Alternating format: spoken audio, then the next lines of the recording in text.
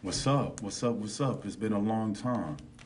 Um, Ryan S. Harvey coming back at you, starting up Tenacious Tuesdays again. And today, I want to talk about something that I watched yesterday. And I was watching Lifetime. I was watching this show called My 600 Pound Life, right? And homie is this particular person was really overweight, um, like uh, over 600 plus. The goal was to knock out 200 pounds, 300 pounds, or whatever it was. And so he started looking at his life. And when he went to the doctor, he talked to the doctor, right? And the doctor was like, "Man, you have to, you gotta do some working out. You gotta change your habits. You gotta change your life. You gotta do something that is difficult. You gotta stretch yourself. You gotta put yourself in an uncomfortable position and commit to it, and stay committed to it, right?"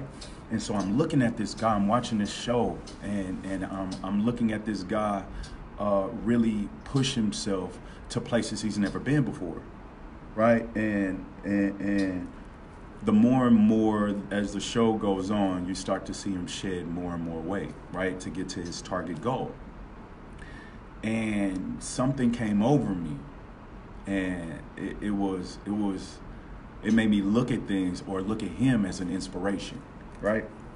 And so when I'm looking at him, I'm like, man, 600 pounds, like how you do that? Like 600. And I look at my body like, man, what kind of pounds do I need to shed, right?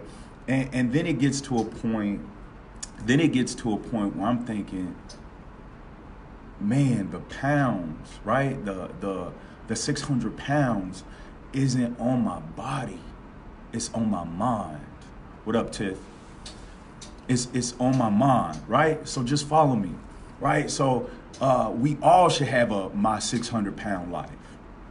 All of us, right? If you ain't doing personal development, if you're not trying to become better or whatever, we all are in the position of a my 600 pound life, right? Instead of it being the pounds on your body, it's the pounds you put on your mind, right? There's a saying for from the old heads, right? Like when they trying to give you some game or some wisdom or something, they say they putting fat on your head, right? And so in that, it made me further think, like, what kind of fat do you decide to put on, right? Is it muscle or is it fat, right? And you can tell in your habits, in the things you pay attention to, right? How you deal with obstacles or adversities, right? Like,